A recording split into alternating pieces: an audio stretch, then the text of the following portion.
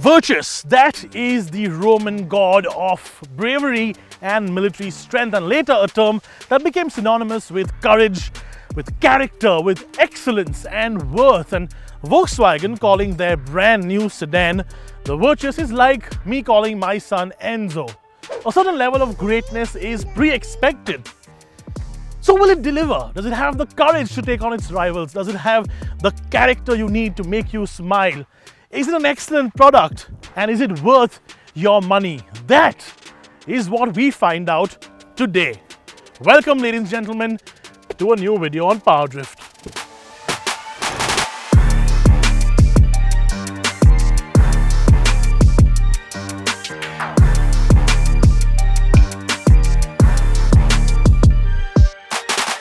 Now, a lot of the comments that we got about the car when VW did first unveil it were about the way it looks. And you know what, I'm not even going to argue the fact that it looks spectacular.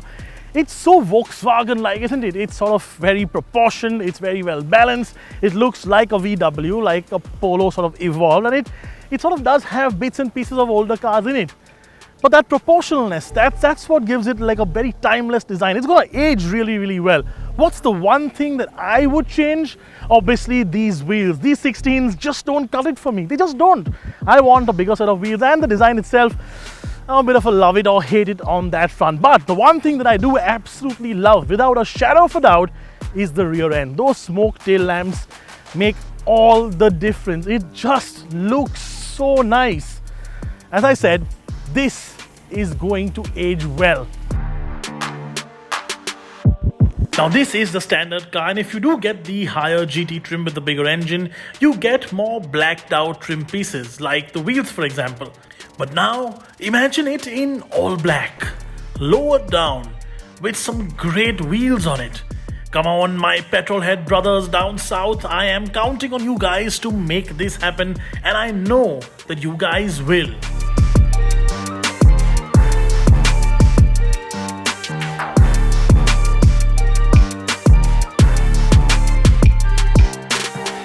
You know, when we drove the Slavia, we all talked about how much bigger it was as compared to the first gen Octavia. Now, if you compare apples to apples in the Volkswagen basket, you get the Jetta instead of the Octavia. And let's compare this to the last Jetta we've had in India. So 2013, 2015, somewhat in that region, okay?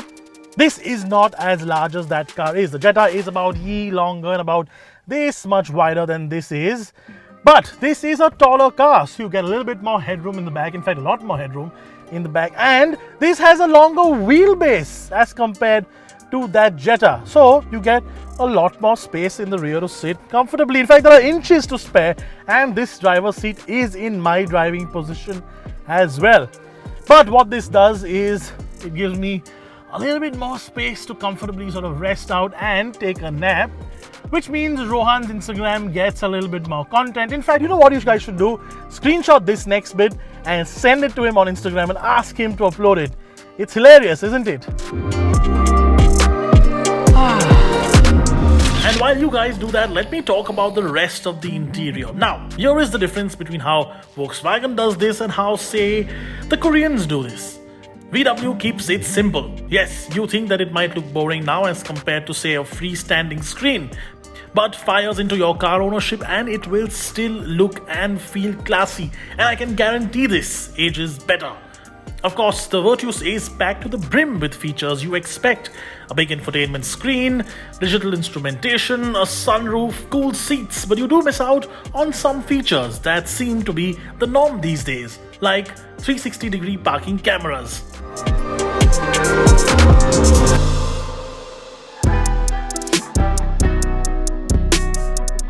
You know, if you are a bit of a driving connoisseur, you're going to eventually want to get yourself a European car sometime in your life because, well, especially German cars, they just make you feel nicer with yourself. They make your commute less of a commute and more of an enjoyable drive every time you get into it.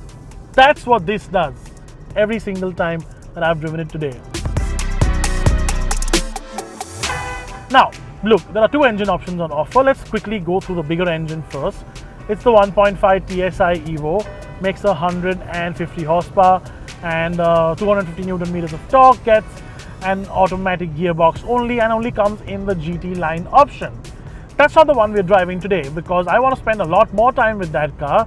So I want to enjoy it a bit more, because today we've got just limited time on this quick first drive that we're doing with the Virtus. So this one is the 1 liter TSI Evo.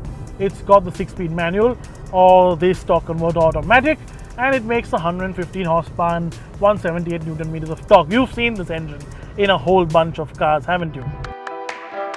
Yes, this is the same mill from the now discontinued Polo and Vento, and of course the Taygun gets it, and I've only ever had good things to say about it. Here's why. For any normal person, for say your dad or your mum, who will drive this sedately, unless they are like my parents who used to drive everything fast and hard, or even somebody like you who will just want to be chauffeured around in this, the 1 liter is perfect.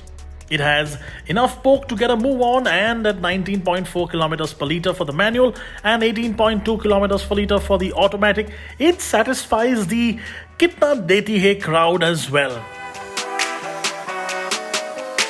Frankly though, if you don't need that extra horsepower, if you don't want it, if you don't want to boast to your friends about how you've got 150 horsepower in your everyday commuter car, this is much more than enough. Get it with the automatic. It's literally a bulletproof gearbox. It won't go wrong because it is a torque converter. You can abuse it just a little bit more, which means you can come to a halt and not necessarily put it into neutral every time, although truth be told, don't do that. And in general, it's comfortable. We're cruising at about 80 kilometers an hour. It feels under stress. It's doing 1700 RPM at 80 kilometers an hour. This just does everything you need a nice, comfortable sedan to do. And that is the thing with the Virtus. It's just one of the best all-round packages I have seen in a while. Just like its cousin, and it drives just as nice as its cousin does as well. Now, we only got to drive it on some absolutely phenomenal roads near Amritsar, and yes, I did come across some interesting signposts. And we did stop by for a quick picture at the India-Pakistan border, something I had never experienced before, but then it was back to work. Oh, and as I was saying before I got carried away with pictures and borders, the roads here were fantastic, and the Virtus felt really planted at almost any speed. Handles well too. You know what? In every tangible way, every single one, this thing is better than the car it replaces. And that's what every car replacement needs to do. This thing looks better than the Vento, it's got more space than the Vento, it drives nicer than the Vento, it's got better interiors than the Vento, it's got better quality of materials used than the Vento. And the Vento wasn't a bad car exactly, was it? Evolution is perfect with this Virtus. So that answer to the question that I asked right at the beginning, does it stand up to its name? Does the Virtus have virtues? Does it have the courage to stand up to its rivals? Yes. Does it have the character it needs to make you smile, and is it an excellent product? Yes and yes, doubled up and squared. And is it worth your money? Well, that is something we will only know when Volkswagen announces the price on June 9th. But if I had to put my money down on a relatively affordable car today, this could very well be my choice. Pending approval of the Home Ministry, of course.